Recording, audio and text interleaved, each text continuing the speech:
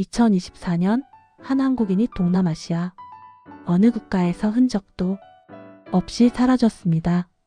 며칠 후 발견된 것은 토막난 시신이었습니다. 이것은 단순한 살인사건이 아니었습니다. 그 배후에는 상상을 초월하는 범죄 제국이 있었습니다. 태자그룹, 천즈, 황제의 아들이라는 뜻을 가진 이 조직은 동남아시아 전역에 거미줄처럼 뻗어있는 범죄 네트워크를 구축했습니다. 인신매매, 사기, 납치, 살인, 그들이 저지르지 않은 범죄는 없었습니다. 오늘 우리는 그 어둠의 왕국 속으로 들어갑니다. 2024년 봄 30대 한국인 남성 김모 씨가 동남아시아의 한 도시에 도착했습니다. 그의 방문 목적은 단순했습니다.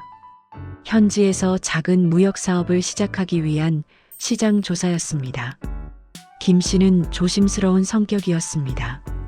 출발 전 가족들에게 일정을 상세히 알려주었고 매일 저녁 화상 통화로 안부를 전했습니다.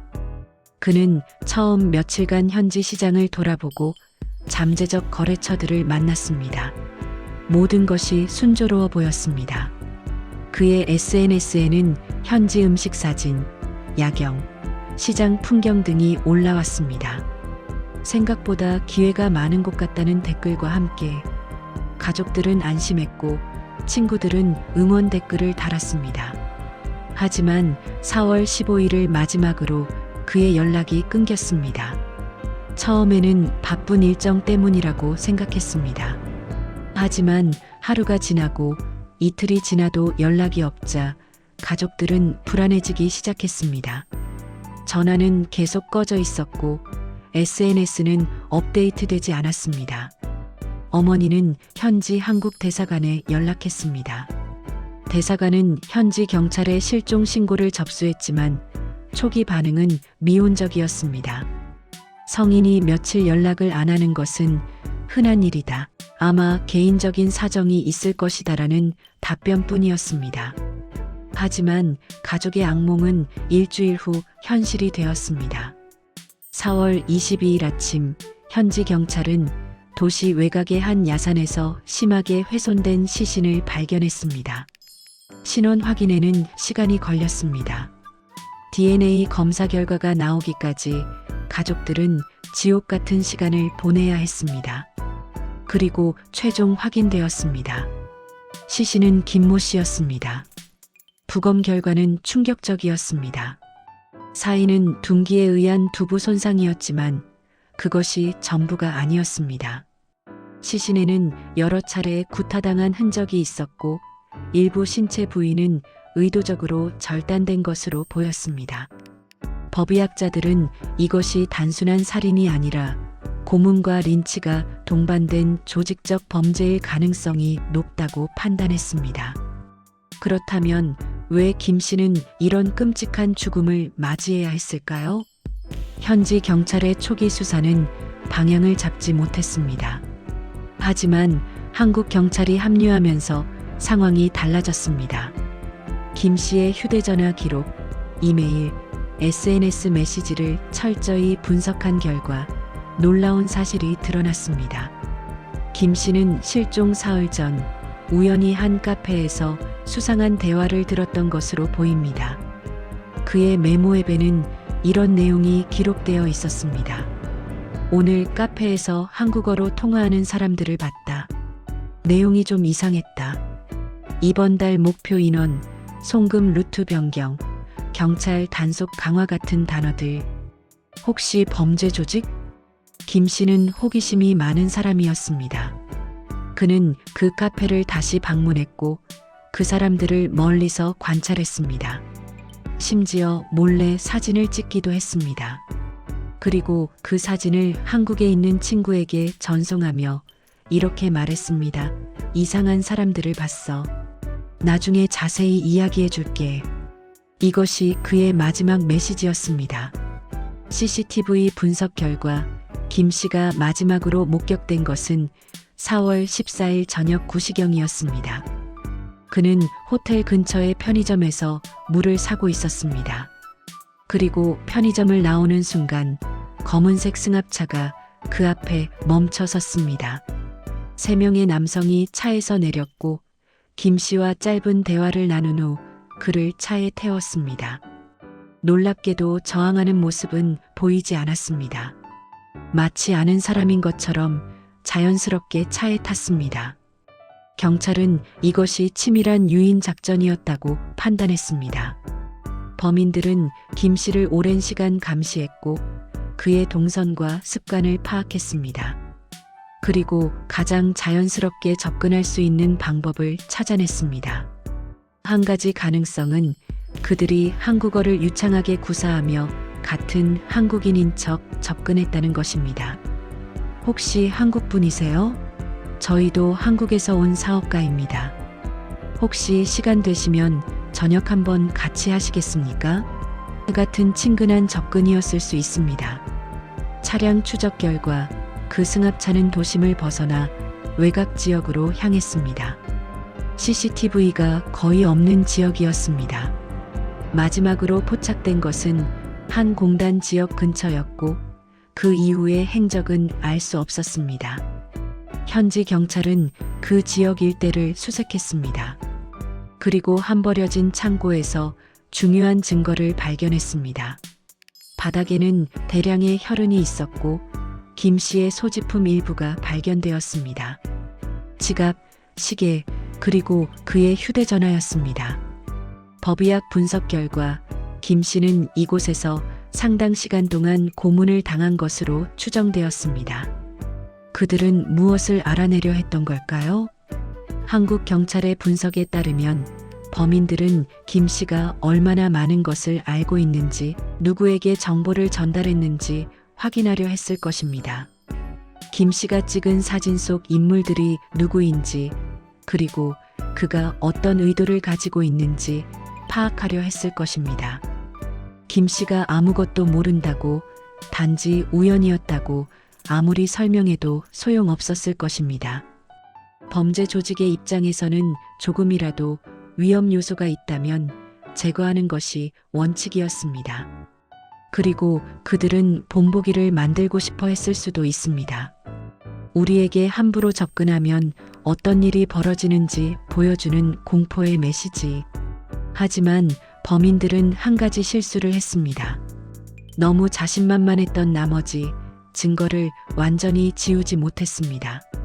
창고에서 발견된 CCTV 카메라가 있었습니다.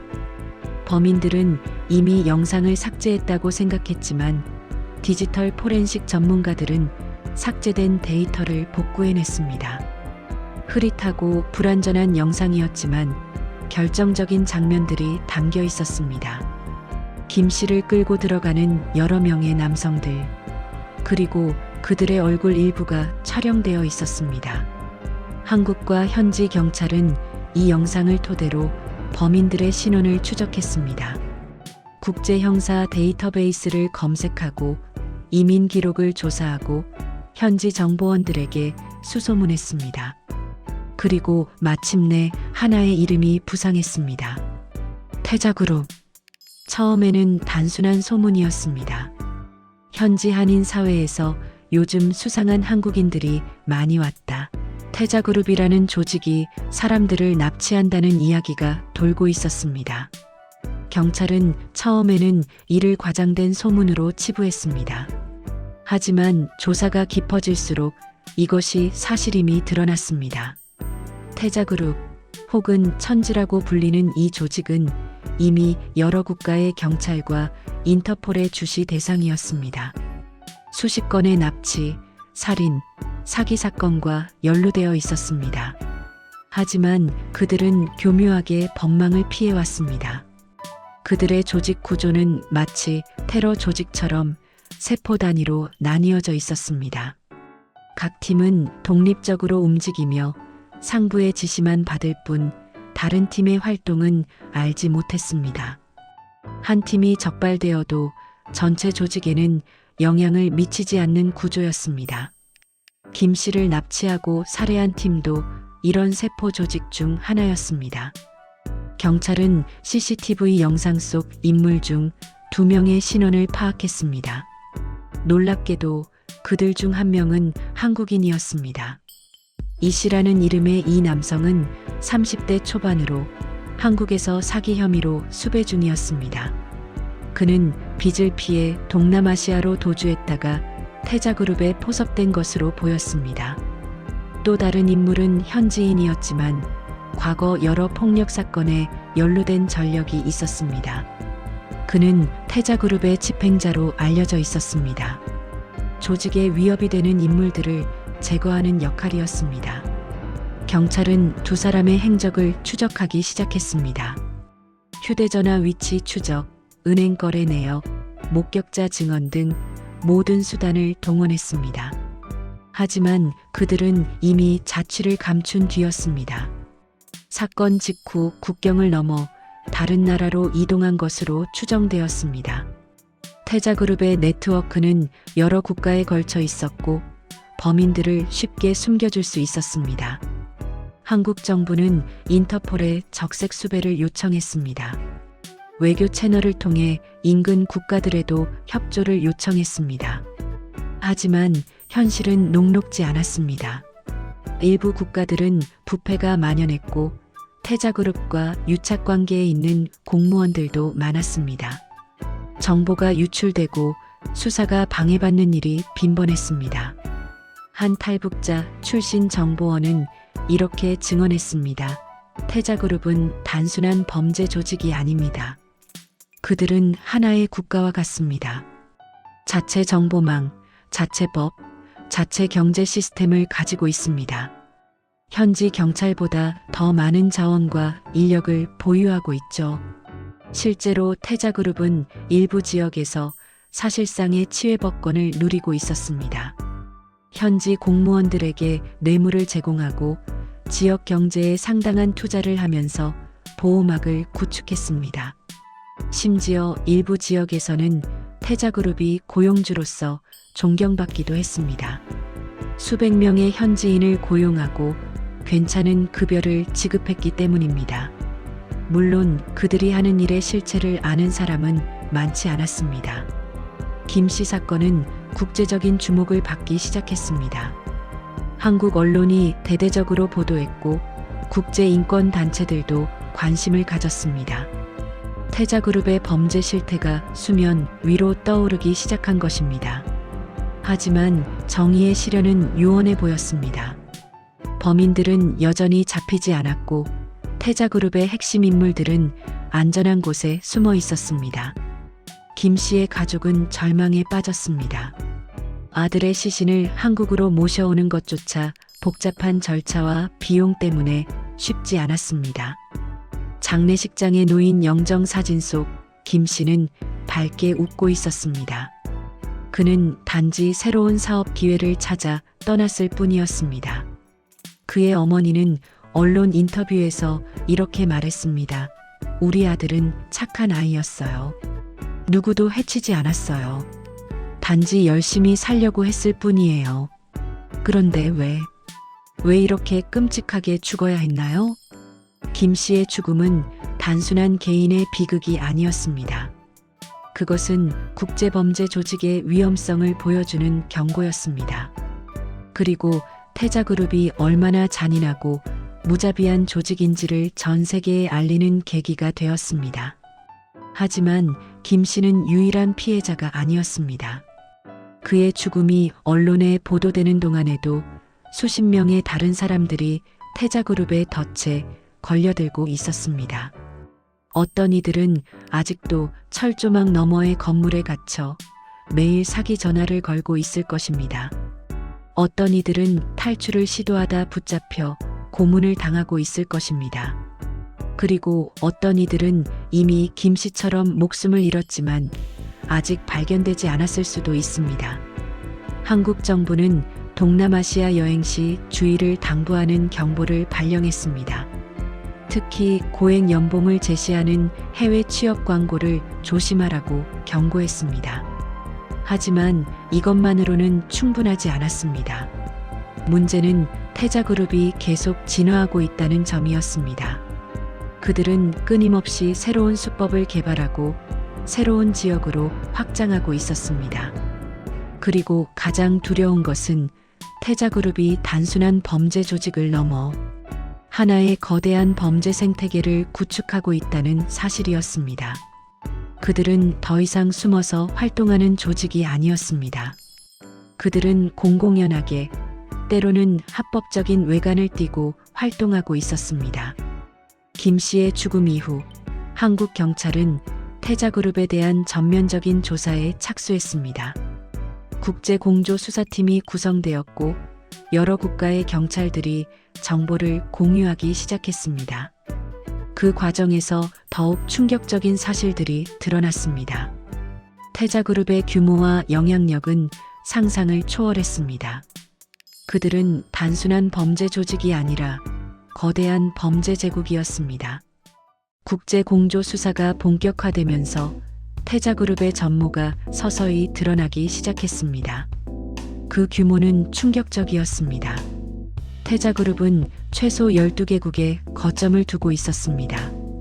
동남아시아는 물론이고 아프리카, 남미, 심지어 동유럽에까지 그들의 네트워크가 뻗어 있었습니다. 조직원 수는 정확히 파악되지 않지만 최소 1만 명 이상으로 추정되었습니다. 이 중 상당수는 속아서 끌려온 피해자들이었지만 시간이 지나면서 가해자가 된 경우도 많았습니다. 연간 수익은 수조 원대로 추산되었습니다. 불법 도박, 보이스피싱, 암호화폐 사기, 인신매매 등 다양한 범죄로 얻은 수익이었습니다. 이 돈은 다시 조직 확장에 투자되었고 일부는 합법적 사업에 세탁되어 정상 경제로 흘러들어갔습니다. 가장 충격적이었던 것은 태자그룹의 정치적 연결고리였습니다. 여러 국가의 정치인, 공무원, 경찰 간부들이 그들로부터 뇌물을 받았다는 증거가 발견되었습니다. 한 국가에서는 태자그룹이 주요 정당에 거액을 기부했다는 의혹이 제기되었습니다. 다른 국가에서는 이민국 직원들이 태자그룹의 급여를 받으며 불법 입국을 도왔다는 사실이 드러났습니다. 이런 유착관계가 태자그룹을 그토록 오랫동안 보호해온 것이었습니다. 그들은 단순히 범죄를 저지르는 것이 아니라 시스템 자체를 부패시켰습니다. 하지만 김 씨의 죽음은 전환점이 되었습니다. 국제적인 관심이 집중되면서 더 이상 이 문제를 묵과할 수 없게 되었습니다. 2024년 여름 여러 국가가 동시에 대규모 단속 작전을 벌였습니다. 작전명은 오퍼레이션 선라이즈, 어둠의 제국에 빛을 비춘다는 의미였습니다. 수백 명의 경찰과 특수부대원들이 동시다발적으로 태자그룹의 거점들을 급습했습니다. 철조망으로 둘러싸인 건물들의 문이 부서지고 무장 경비원들이 제압되었습니다. 그 안에서 발견된 광경은 충격적이었습니다. 수백 명의 사람들이 좁은 방에 갇혀 컴퓨터 앞에 앉아 있었습니다. 그들의 눈빛은 공포와 절망으로 가득했습니다. 한 구조된 한국인 청년은 이렇게 증언했습니다. 처음에는 탈출하고 싶었어요. 하지만 시간이 지나면서 체념하게 되었습니다. 여기가 내 운명이라고 생각했어요. 구조될 수 있다는 희망조차 없었습니다. 오퍼레이션 선라이즈를 통해 총 2,300명이 구조되었습니다. 이 중 한국인은 147명이었습니다. 중국인, 베트남인, 태국인, 필리핀인 등 다양한 국적의 사람들이었습니다. 동시에 350명 이상이 체포되었습니다. 조직의 간부급 인원들과 직접적인 범죄에 가담한 사람들이었습니다. 하지만 핵심 인물들은 여전히 잡히지 않았습니다. 태자그룹의 최고 지도부는 작전이 시작되기 전에 이미 도망친 것으로 보였습니다. 내부 정보가 유출되었을 가능성이 제기되었습니다. 그럼에도 불구하고 이 작전은 큰 의미가 있었습니다. 태자그룹의 핵심 거점들이 파괴되었고 수천 명의 피해자들이 자유를 되찾았습니다. 압수된 증거물도 방대했습니다. 수만 건의 범죄 기록, 피해자 명단, 자금 흐름 기록 등이 확보되었습니다. 이를 분석하는 데만 수개월이 걸릴 것으로 예상되었습니다. 구조된 피해자들은 고국으로 송환되었습니다. 하지만 그들의 고통은 끝나지 않았습니다. 많은 이들이 심각한 정신적 트라우마를 겪고 있었습니다. PTSD, 우울증, 불안장애로 고통받았습니다. 밤마다 악몽을 꾸고 큰 소리에 놀라며 사람들을 신뢰하지 못했습니다. 어떤 이들은 가족과의 재결합조차 힘들어했습니다. 범죄에 가담했다는 죄책감, 가족에게 피해를 줬다는 수치심이 그들을 짓눌렀습니다. 사회 복귀도 쉽지 않았습니다. 이력서에 수개월에서 수년간의 공백이 생겼고 이를 어떻게 설명해야 할지 막막했습니다. 일부 고용주들은 그들을 범죄자로 오해하기도 했습니다. 정부는 피해자 지원 프로그램을 마련했습니다. 심리치료, 직업훈련, 법률 지원 등이 제공되었습니다.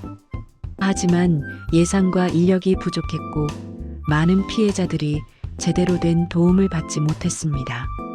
한편 체포된 범죄자들에 대한 재판이 시작되었습니다. 하지만 이 역시 복잡한 문제였습니다. 일부는 명백한 가해자였습니다. 사람들을 납치하고 폭행하고 살해한 자들, 이들에게는 무거운 형량이 내려졌습니다. 하지만 경계가 모호한 경우도 많았습니다. 처음에는 피해자였지만 점차 조직의 일원이 된 사람들, 그들도 처벌받아야 할까요?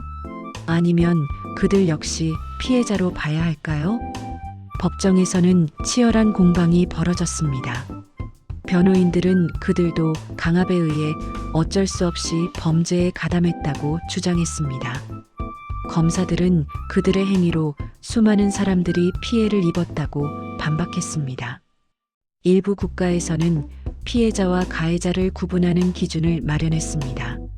자발성, 이익 취득 정도, 범죄의 심각성 등을 고려하여 판단했습니다. 하지만 완벽한 기준은 없었습니다. 각 사례마다 복잡한 상황과 맥락이 있었고 단순하게 흑백으로 나눌 수 없었습니다. 태자그룹의 자금 추적도 계속되었습니다. 수사관들은 암호화폐 거래 기록을 분석하고 해외 은행 계좌를 추적했습니다. 일부 자산은 동결되고 압류되었습니다. 부동산, 차량, 현금, 암호화폐 등 총 수천억 원 규모의 범죄 수익이 환수되었습니다. 하지만 이것은 빙산의 일각일 뿐이었습니다. 태자그룹이 수년간 축적한 부는 훨씬 더 많았고 대부분은 여전히 추적되지 않고 있었습니다. 일부 자금은 이미 합법적 경제에 세탁되어 구분이 불가능했습니다. 부동산 개발, 스타트업 투자, 예술품 구매 등을 통해 깨끗한 돈으로 둔갑했습니다. 전문가들은 태자그룹이 축적한 범죄 수익 중 실제로 환수될 수 있는 것은 1020% 정도에 불과할 것으로 추정했습니다. 오퍼레이션 선라이즈 이후 1년이 지났습니다. 태자그룹은 큰 타격을 입었지만 완전히 사라지지는 않았습니다.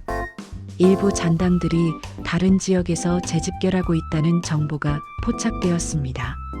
조직의 이름을 바꾸고 수법을 변경하여 다시 활동을 시작했습니다.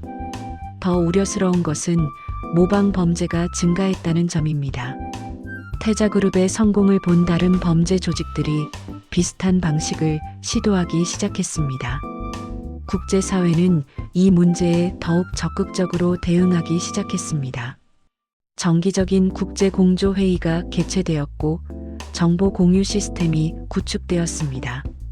일부 국가에서는 법을 개정하여 국제범죄 조직에 대한 처벌을 강화했습니다. 특히 인신매매와 관련된 범죄에 대해서는 중형을 선고하도록 했습니다. 기업들도 나섰습니다. 주요 채용 플랫폼들은 해외 취업 광고에 대한 검증을 강화했습니다. 의심스러운 광고는 즉시 삭제하고 당국에 신고하기로 했습니다.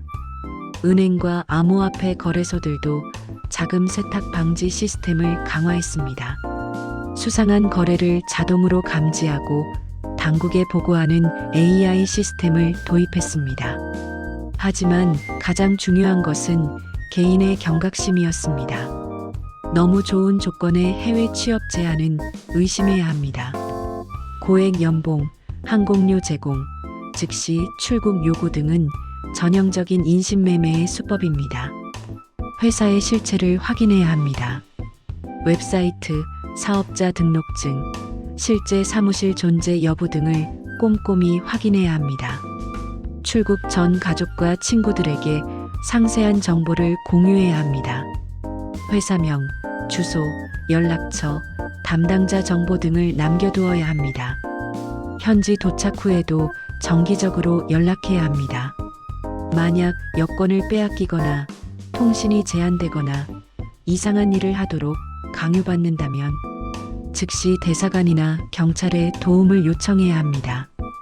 김 씨의 가족은 아직도 고통 속에 살고 있습니다. 아들을 잃은 슬픔은 시간이 지나도 치유되지 않았습니다. 하지만 그들은 다른 가족들이 같은 비극을 겪지 않도록 목소리를 내고 있습니다. 강연을 다니고 인터뷰를 하고 SNS를 통해 경각심을 일깨우고 있습니다. 김 씨 어머니는 이렇게 말합니다. 우리 아들은 돌아오지 않습니다. 하지만 우리 아들의 죽음이 헛되지 않기를 바랍니다. 한 명이라도 더 이런 범죄 조직으로부터 보호받을 수 있다면 그것이 우리 아들을 기리는 길이라고 생각합니다. 태자그룹의 이야기는 아직 끝나지 않았습니다. 핵심 인물들은 여전히 잡히지 않았고 범죄 네트워크의 일부는 여전히 작동하고 있습니다. 하지만 적어도 우리는 이제 압니다. 이런 조직이 존재한다는 것을, 그들이 어떻게 작동하는지를, 그리고 어떻게 스스로를 보호할 수 있는지를. 이것은 한 범죄 조직의 이야기가 아닙니다. 이것은 현대 사회가 직면한 새로운 형태의 범죄에 대한 경고입니다. 세계화, 디지털화, 암호화폐의 등장.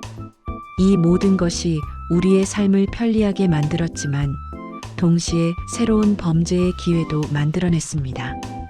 태자그룹 같은 조직은 이런 기회를 악용했습니다. 국경을 넘나들며 활동하고 디지털 기술을 이용하여 흔적을 지우고 부패한 권력과 결탁하여 처벌을 피했습니다. 이들과 싸우기 위해서는 국제 협력이 필수적입니다. 한 국가만의 노력으로는 부족합니다. 정보를 공유하고 법을 조화시키고 공동으로 대응해야 합니다. 동시에 근본적인 문제도 해결해야 합니다. 왜 수천 명의 청년들이 이런 범죄 조직에 속아 넘어갈까요?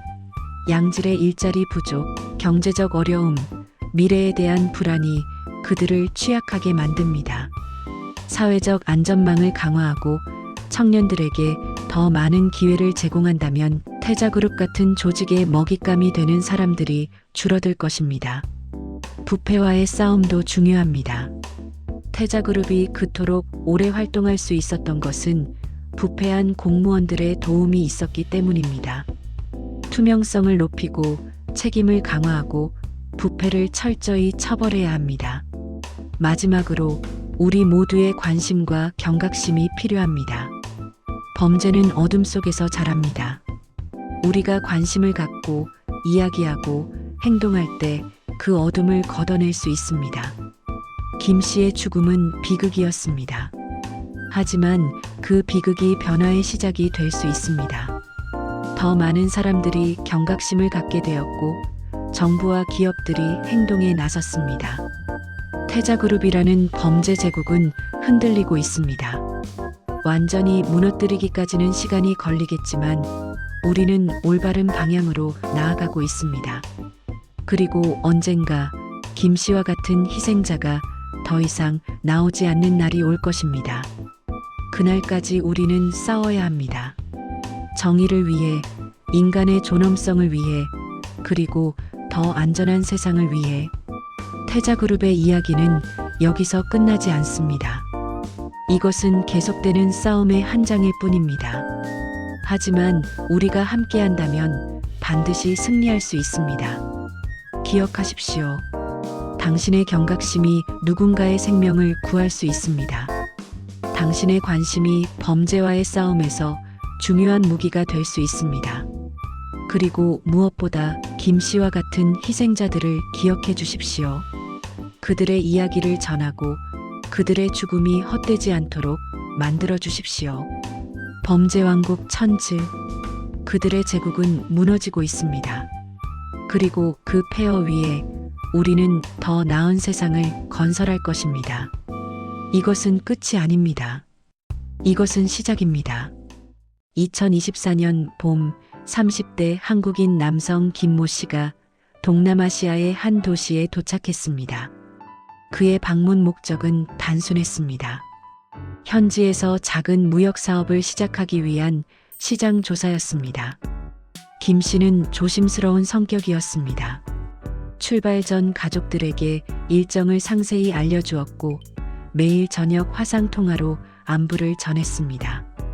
그는 처음 며칠간 현지 시장을 돌아보고 잠재적 거래처들을 만났습니다. 모든 것이 순조로워 보였습니다. 그의 SNS에는 현지 음식 사진, 야경, 시장 풍경 등이 올라왔습니다. 생각보다 기회가 많은 곳 같다는 댓글과 함께 가족들은 안심했고 친구들은 응원 댓글을 달았습니다. 하지만 4월 15일을 마지막으로 그의 연락이 끊겼습니다. 처음에는 바쁜 일정 때문이라고 생각했습니다. 하지만 하루가 지나고 이틀이 지나도 연락이 없자 가족들은 불안해지기 시작했습니다. 전화는 계속 꺼져 있었고 SNS는 업데이트되지 않았습니다. 어머니는 현지 한국 대사관에 연락했습니다. 대사관은 현지 경찰에 실종 신고를 접수했지만 초기 반응은 미온적이었습니다. 성인이 며칠 연락을 안 하는 것은 흔한 일이다. 아마 개인적인 사정이 있을 것이다라는 답변뿐이었습니다. 하지만 가족의 악몽은 일주일 후 현실이 되었습니다. 4월 22일 아침 현지 경찰은 도시 외곽의 한 야산에서 심하게 훼손된 시신을 발견했습니다. 신원 확인에는 시간이 걸렸습니다. DNA 검사 결과가 나오기까지 가족들은 지옥 같은 시간을 보내야 했습니다. 그리고 최종 확인되었습니다. 시신은 김모 씨였습니다. 부검 결과는 충격적이었습니다. 사인은 둔기에 의한 두부 손상이었지만 그것이 전부가 아니었습니다. 시신에는 여러 차례 구타당한 흔적이 있었고 일부 신체 부위는 의도적으로 절단된 것으로 보였습니다. 법의학자들은 이것이 단순한 살인이 아니라 고문과 린치가 동반된 조직적 범죄일 가능성이 높다고 판단했습니다. 그렇다면 왜 김 씨는 이런 끔찍한 죽음을 맞이해야 했을까요? 현지 경찰의 초기 수사는 방향을 잡지 못했습니다. 하지만 한국 경찰이 합류하면서 상황이 달라졌습니다. 김 씨의 휴대전화 기록, 이메일, SNS 메시지를 철저히 분석한 결과 놀라운 사실이 드러났습니다. 김 씨는 실종 사흘 전 우연히 한 카페에서 수상한 대화를 들었던 것으로 보입니다. 그의 메모 앱에는 이런 내용이 기록되어 있었습니다. 오늘 카페에서 한국어로 통화하는 사람들을 봤다. 내용이 좀 이상했다. 이번 달 목표 인원, 송금 루트 변경, 경찰 단속 강화 같은 단어들. 혹시 범죄 조직? 김 씨는 호기심이 많은 사람이었습니다. 그는 그 카페를 다시 방문했고 그 사람들을 멀리서 관찰했습니다. 심지어 몰래 사진을 찍기도 했습니다. 그리고 그 사진을 한국에 있는 친구에게 전송하며 이렇게 말했습니다. 이상한 사람들을 봤어. 나중에 자세히 이야기해 줄게. 이것이 그의 마지막 메시지였습니다.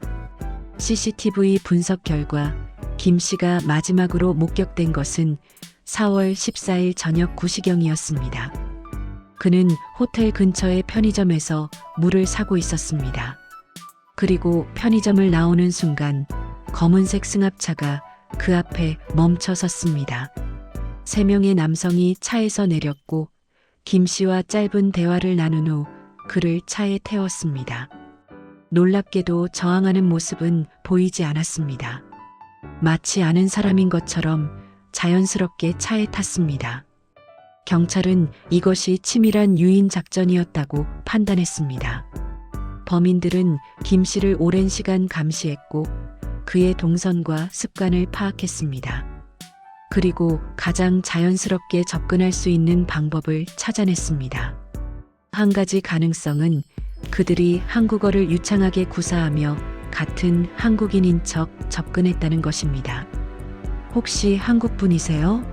저희도 한국에서 온 사업가입니다. 혹시 시간 되시면 저녁 한번 같이 하시겠습니까? 같은 친근한 접근이었을 수 있습니다. 차량 추적 결과 그 승합차는 도심을 벗어나 외곽 지역으로 향했습니다. CCTV가 거의 없는 지역이었습니다. 마지막으로 포착된 것은 한 공단 지역 근처였고 그 이후의 행적은 알 수 없었습니다. 현지 경찰은 그 지역 일대를 수색했습니다. 그리고 한 버려진 창고에서 중요한 증거를 발견했습니다. 바닥에는 대량의 혈흔이 있었고 김 씨의 소지품 일부가 발견되었습니다. 지갑, 시계, 그리고 그의 휴대전화였습니다. 법의학 분석 결과 김 씨는 이곳에서 상당 시간 동안 고문을 당한 것으로 추정되었습니다. 그들은 무엇을 알아내려 했던 걸까요? 한국 경찰의 분석에 따르면 범인들은 김 씨가 얼마나 많은 것을 알고 있는지, 누구에게 정보를 전달했는지 확인하려 했을 것입니다. 김 씨가 찍은 사진 속 인물들이 누구인지, 그리고 그가 어떤 의도를 가지고 있는지 파악하려 했을 것입니다. 김 씨가 아무것도 모른다고, 단지 우연이었다고 아무리 설명해도 소용없었을 것입니다. 범죄 조직의 입장에서는 조금이라도 위험 요소가 있다면 제거하는 것이 원칙이었습니다. 그리고 그들은 본보기를 만들고 싶어 했을 수도 있습니다. 우리에게 함부로 접근하면 어떤 일이 벌어지는지 보여주는 공포의 메시지. 하지만 범인들은 한 가지 실수를 했습니다. 너무 자신만만했던 나머지 증거를 완전히 지우지 못했습니다. 창고에서 발견된 CCTV 카메라가 있었습니다. 범인들은 이미 영상을 삭제했다고 생각했지만 디지털 포렌식 전문가들은 삭제된 데이터를 복구해냈습니다. 흐릿하고 불완전한 영상이었지만 결정적인 장면들이 담겨 있었습니다. 김 씨를 끌고 들어가는 여러 명의 남성들, 그리고 그들의 얼굴 일부가 촬영되어 있었습니다. 한국과 현지 경찰은 이 영상을 토대로 범인들의 신원을 추적했습니다. 국제형사 데이터베이스를 검색하고 이민 기록을 조사하고 현지 정보원들에게 수소문했습니다. 그리고 마침내 하나의 이름이 부상했습니다. 태자그룹. 처음에는 단순한 소문이었습니다. 현지 한인 사회에서 요즘 수상한 한국인들이 많이 왔다. 태자그룹이라는 조직이 사람들을 납치한다는 이야기가 돌고 있었습니다. 경찰은 처음에는 이를 과장된 소문으로 치부했습니다. 하지만 조사가 깊어질수록 이것이 사실임이 드러났습니다. 태자그룹 혹은 천지라고 불리는 이 조직은 이미 여러 국가의 경찰과 인터폴의 주시 대상이었습니다. 수십 건의 납치, 살인, 사기 사건과 연루되어 있었습니다. 하지만 그들은 교묘하게 법망을 피해왔습니다. 그들의 조직 구조는 마치 테러 조직처럼 세포 단위로 나뉘어져 있었습니다.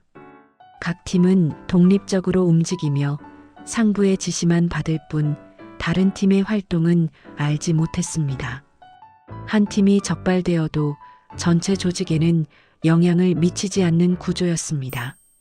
김 씨를 납치하고 살해한 팀도 이런 세포 조직 중 하나였습니다. 경찰은 CCTV 영상 속 인물 중 2명의 신원을 파악했습니다. 놀랍게도 그들 중 한 명은 한국인이었습니다. 이 씨라는 이름의 이 남성은 30대 초반으로 한국에서 사기 혐의로 수배 중이었습니다. 그는 빚을 피해 동남아시아로 도주했다가 태자그룹에 포섭된 것으로 보였습니다. 또 다른 인물은 현지인이었지만 과거 여러 폭력 사건에 연루된 전력이 있었습니다. 그는 태자그룹의 집행자로 알려져 있었습니다. 조직에 위협이 되는 인물들을 제거하는 역할이었습니다. 경찰은 두 사람의 행적을 추적하기 시작했습니다. 휴대전화 위치 추적, 은행 거래 내역, 목격자 증언 등 모든 수단을 동원했습니다. 하지만 그들은 이미 자취를 감춘 뒤였습니다. 사건 직후 국경을 넘어 다른 나라로 이동한 것으로 추정되었습니다. 태자그룹의 네트워크는 여러 국가에 걸쳐 있었고 범인들을 쉽게 숨겨줄 수 있었습니다. 한국 정부는 인터폴에 적색 수배를 요청했습니다. 외교 채널을 통해 인근 국가들에도 협조를 요청했습니다. 하지만 현실은 녹록지 않았습니다. 일부 국가들은 부패가 만연했고 태자그룹과 유착 관계에 있는 공무원들도 많았습니다. 정보가 유출되고 수사가 방해받는 일이 빈번했습니다. 한 탈북자 출신 정보원은 이렇게 증언했습니다. 태자그룹은 단순한 범죄 조직이 아닙니다. 그들은 하나의 국가와 같습니다. 자체 정보망, 자체 법, 자체 경제 시스템을 가지고 있습니다. 현지 경찰보다 더 많은 자원과 인력을 보유하고 있죠. 실제로 태자그룹은 일부 지역에서 사실상의 치외법권을 누리고 있었습니다. 현지 공무원들에게 뇌물을 제공하고 지역 경제에 상당한 투자를 하면서 보호막을 구축했습니다. 심지어 일부 지역에서는 태자그룹이 고용주로서 존경받기도 했습니다. 수백 명의 현지인을 고용하고 괜찮은 급여를 지급했기 때문입니다. 물론 그들이 하는 일의 실체를 아는 사람은 많지 않았습니다. 김 씨 사건은 국제적인 주목을 받기 시작했습니다. 한국 언론이 대대적으로 보도했고 국제인권단체들도 관심을 가졌습니다. 태자그룹의 범죄 실태가 수면 위로 떠오르기 시작한 것입니다. 하지만 정의의 시련은 요원해 보였습니다. 범인들은 여전히 잡히지 않았고 태자그룹의 핵심 인물들은 안전한 곳에 숨어 있었습니다. 김 씨의 가족은 절망에 빠졌습니다. 아들의 시신을 한국으로 모셔오는 것조차 복잡한 절차와 비용 때문에 쉽지 않았습니다. 장례식장에 놓인 영정 사진 속 김 씨는 밝게 웃고 있었습니다. 그는 단지 새로운 사업 기회를 찾아 떠났을 뿐이었습니다. 그의 어머니는 언론 인터뷰에서 이렇게 말했습니다. 우리 아들은 착한 아이였어요. 누구도 해치지 않았어요. 단지 열심히 살려고 했을 뿐이에요. 그런데 왜 이렇게 끔찍하게 죽어야 했나요? 김 씨의 죽음은 단순한 개인의 비극이 아니었습니다. 그것은 국제범죄 조직의 위험성을 보여주는 경고였습니다. 그리고 태자그룹이 얼마나 잔인하고 무자비한 조직인지를 전 세계에 알리는 계기가 되었습니다. 하지만 김 씨는 유일한 피해자가 아니었습니다. 그의 죽음이 언론에 보도되는 동안에도 수십 명의 다른 사람들이 태자그룹의 덫에 걸려들고 있었습니다. 어떤 이들은 아직도 철조망 너머의 건물에 갇혀 매일 사기 전화를 걸고 있을 것입니다. 어떤 이들은 탈출을 시도하다 붙잡혀 고문을 당하고 있을 것입니다. 그리고 어떤 이들은 이미 김 씨처럼 목숨을 잃었지만 아직 발견되지 않았을 수도 있습니다. 한국 정부는 동남아시아 여행 시 주의를 당부하는 경보를 발령했습니다. 특히 고액 연봉을 제시하는 해외 취업 광고를 조심하라고 경고했습니다. 하지만 이것만으로는 충분하지 않았습니다. 문제는 태자그룹이 계속 진화하고 있다는 점이었습니다. 그들은 끊임없이 새로운 수법을 개발하고 새로운 지역으로 확장하고 있었습니다.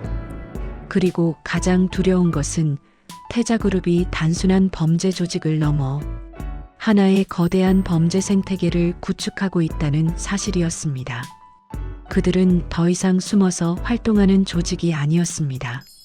그들은 공공연하게, 때로는 합법적인 외관을 띠고 활동하고 있었습니다. 김 씨의 죽음 이후 한국 경찰은 태자그룹에 대한 전면적인 조사에 착수했습니다. 국제공조수사팀이 구성되었고 여러 국가의 경찰들이 정보를 공유하기 시작했습니다. 그 과정에서 더욱 충격적인 사실들이 드러났습니다. 태자그룹의 규모와 영향력은 상상을 초월했습니다. 그들은 단순한 범죄 조직이 아니라 거대한 범죄 제국이었습니다. 국제공조수사가 본격화되면서 태자그룹의 전모가 서서히 드러나기 시작했습니다. 그 규모는 충격적이었습니다. 태자그룹은 최소 12개국에 거점을 두고 있었습니다. 동남아시아는 물론이고 아프리카, 남미, 심지어 동유럽에까지 그들의 네트워크가 뻗어 있었습니다. 조직원 수는 정확히 파악되지 않지만 최소 1만 명 이상으로 추정되었습니다. 이 중 상당수는 속아서 끌려온 피해자들이었지만 시간이 지나면서 가해자가 된 경우도 많았습니다.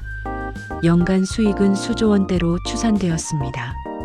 불법 도박, 보이스피싱, 암호화폐 사기, 인신매매 등 다양한 범죄로 얻은 수익이었습니다. 이 돈은 다시 조직 확장에 투자되었고 일부는 합법적 사업에 세탁되어 정상 경제로 흘러들어갔습니다. 가장 충격적이었던 것은 태자그룹의 정치적 연결고리였습니다. 여러 국가의 정치인, 공무원, 경찰 간부들이 그들로부터 뇌물을 받았다는 증거가 발견되었습니다. 한 국가에서는 태자그룹이 주요 정당에 거액을 기부했다는 의혹이 제기되었습니다. 다른 국가에서는 이민국 직원들이 태자그룹의 급여를 받으며 불법 입국을 도왔다는 사실이 드러났습니다. 이런 유착관계가 태자그룹을 그토록 오랫동안 보호해온 것이었습니다. 그들은 단순히 범죄를 저지르는 것이 아니라 시스템 자체를 부패시켰습니다. 하지만 김 씨의 죽음은 전환점이 되었습니다. 국제적인 관심이 집중되면서 더 이상 이 문제를 묵과할 수 없게 되었습니다. 2024년 여름 여러 국가가 동시에 대규모 단속 작전을 벌였습니다. 작전명은 오퍼레이션 선라이즈 아퍼레이션 선라이즈, 어둠의 제국에 빛을 비춘다는 의미였습니다.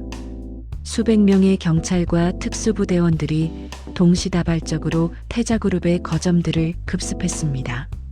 철조망으로 둘러싸인 건물들의 문이 부서지고 무장 경비원들이 제압되었습니다. 그 안에서 발견된 광경은 충격적이었습니다. 수백 명의 사람들이 좁은 방에 갇혀 컴퓨터 앞에 앉아 있었습니다. 그들의 눈빛은 공포와 절망으로 가득했습니다. 한 구조된 한국인 청년은 이렇게 증언했습니다. 처음에는 탈출하고 싶었어요. 하지만 시간이 지나면서 체념하게 되었습니다. 여기가 내 운명이라고 생각했어요. 구조될 수 있다는 희망조차 없었습니다. 오퍼레이션 선라이즈를 통해 총 2,300명이 구조되었습니다. 이 중 한국인은 147명이었습니다. 중국인, 베트남인, 태국인, 필리핀인 등 다양한 국적의 사람들이었습니다. 동시에 350명 이상이 체포되었습니다. 조직의 간부급 인원들과 직접적인 범죄에 가담한 사람들이었습니다. 하지만 핵심 인물들은 여전히 잡히지 않았습니다. 태자그룹의 최고 지도부는 작전이 시작되기 전에 이미 도망친 것으로 보였습니다. 내부 정보가 유출되었을 가능성이 제기되었습니다. 그럼에도 불구하고 이 작전은 큰 의미가 있었습니다. 태자그룹의 핵심 거점들이 파괴되었고 수천 명의 피해자들이 자유를 되찾았습니다. 압수된 증거물도 방대했습니다. 수만 건의 범죄 기록, 피해자 명단, 자금 흐름 기록 등이 확보되었습니다. 이를 분석하는 데만 수개월이 걸릴 것으로 예상되었습니다. 구조된 피해자들은 고국으로 송환되었습니다. 하지만 그들의 고통은 끝나지 않았습니다. 많은 이들이 심각한 정신적 트라우마를 겪고 있었습니다. PTSD, 우울증, 불안장애로 고통받았습니다. 밤마다 악몽을 꾸고 큰 소리에 놀라며 사람들을 신뢰하지 못했습니다. 어떤 이들은 가족과의 재결합조차 힘들어했습니다. 범죄에 가담했다는 죄책감, 가족에게 피해를 줬다는 수치심이 그들을 짓눌렀습니다. 사회 복귀도 쉽지 않았습니다. 이력서에 수개월에서 수년간의 공백이 생겼고 이를 어떻게 설명해야 할지 막막했습니다. 일부 고용주들은 그들을 범죄자로 오해하기도 했습니다. 정부는 피해자 지원 프로그램을 마련했습니다. 심리치료, 직업훈련, 법률 지원 등이 제공되었습니다. 하지만 예산과 인력이 부족했고 많은 피해자들이 제대로 된 도움을 받지 못했습니다. 한편 체포된 범죄자들에 대한 재판이 시작되었습니다. 하지만 이 역시 복잡한 문제였습니다. 일부는 명백한 가해자였습니다.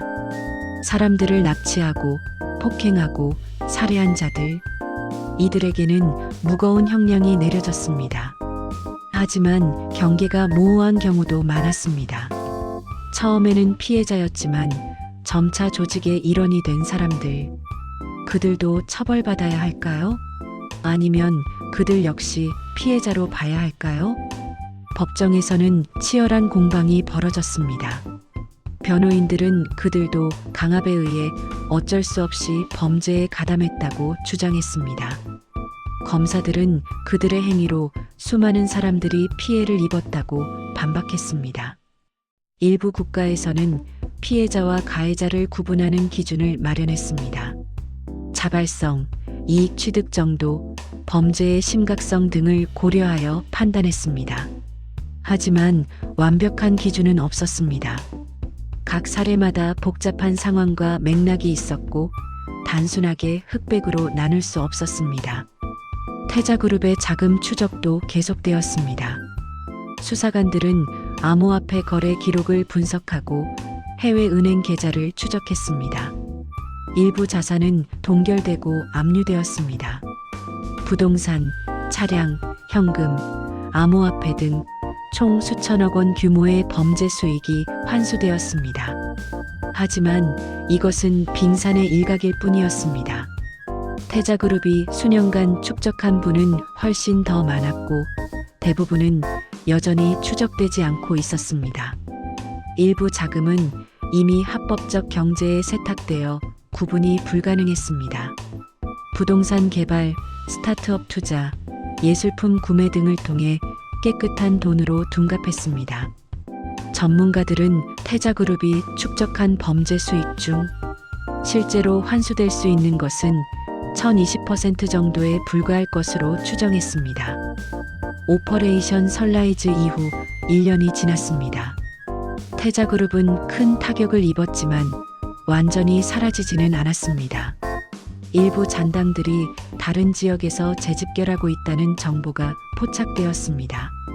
조직의 이름을 바꾸고 수법을 변경하여 다시 활동을 시작했습니다. 더 우려스러운 것은 모방 범죄가 증가했다는 점입니다.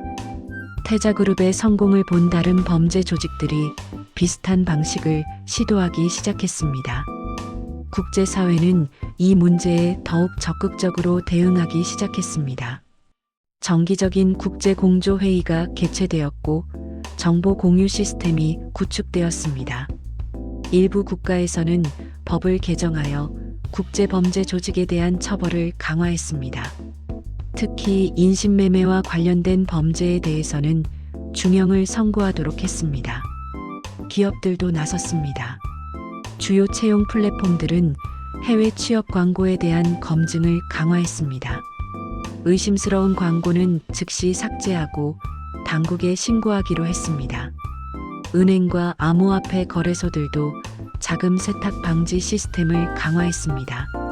수상한 거래를 자동으로 감지하고 당국에 보고하는 AI 시스템을 도입했습니다. 하지만 가장 중요한 것은 개인의 경각심이었습니다. 너무 좋은 조건의 해외 취업 제한은 의심해야 합니다. 고액 연봉, 항공료 제공, 즉시 출국 요구 등은 전형적인 인신매매의 수법입니다. 회사의 실체를 확인해야 합니다. 웹사이트, 사업자 등록증, 실제 사무실 존재 여부 등을 꼼꼼히 확인해야 합니다. 출국 전 가족과 친구들에게 상세한 정보를 공유해야 합니다. 회사명, 주소, 연락처, 담당자 정보 등을 남겨두어야 합니다. 현지 도착 후에도 정기적으로 연락해야 합니다. 만약 여권을 빼앗기거나 통신이 제한되거나 이상한 일을 하도록 강요받는다면 즉시 대사관이나 경찰에 도움을 요청해야 합니다. 김 씨의 가족은 아직도 고통 속에 살고 있습니다. 아들을 잃은 슬픔은 시간이 지나도 치유되지 않았습니다. 하지만 그들은 다른 가족들이 같은 비극을 겪지 않도록 목소리를 내고 있습니다. 강연을 다니고 인터뷰를 하고 SNS를 통해 경각심을 일깨우고 있습니다. 김 씨 어머니는 이렇게 말합니다. 우리 아들은 돌아오지 않습니다. 하지만 우리 아들의 죽음이 헛되지 않기를 바랍니다. 한 명이라도 더 이런 범죄 조직으로부터 보호받을 수 있다면 그것이 우리 아들을 기리는 길이라고 생각합니다. 태자그룹의 이야기는 아직 끝나지 않았습니다. 핵심 인물들은 여전히 잡히지 않았고 범죄 네트워크의 일부는 여전히 작동하고 있습니다. 하지만 적어도 우리는 이제 압니다. 이런 조직이 존재한다는 것을, 그들이 어떻게 작동하는지를, 그리고 어떻게 스스로를 보호할 수 있는지를. 이것은 한범죄 조직의 이야기가 아닙니다. 이것은 현대 사회가 직면한 새로운 형태의 범죄에 대한 경고입니다. 세계화, 디지털화, 암호화폐의 등장. 이 모든 것이 우리의 삶을 편리하게 만들었지만 동시에 새로운 범죄의 기회도 만들어냈습니다. 태자그룹 같은 조직은 이런 기회를 악용했습니다. 국경을 넘나들며 활동하고 디지털 기술을 이용하여 흔적을 지우고 부패한 권력과 결탁하여 처벌을 피했습니다. 이들과 싸우기 위해서는 국제 협력이 필수적입니다. 한 국가만의 노력으로는 부족합니다. 정보를 공유하고 법을 조화시키고 공동으로 대응해야 합니다. 동시에 근본적인 문제도 해결해야 합니다.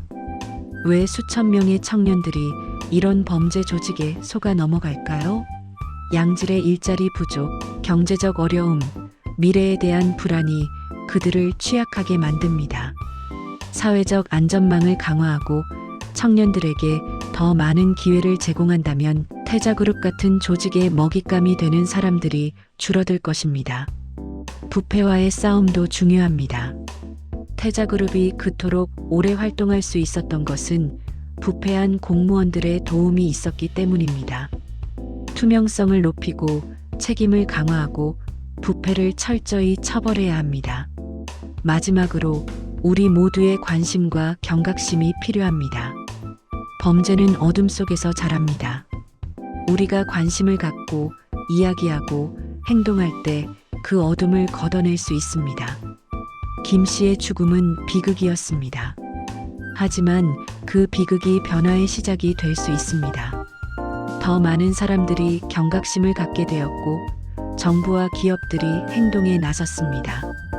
태자그룹이라는 범죄 제국은 흔들리고 있습니다. 완전히 무너뜨리기까지는 시간이 걸리겠지만 우리는 올바른 방향으로 나아가고 있습니다.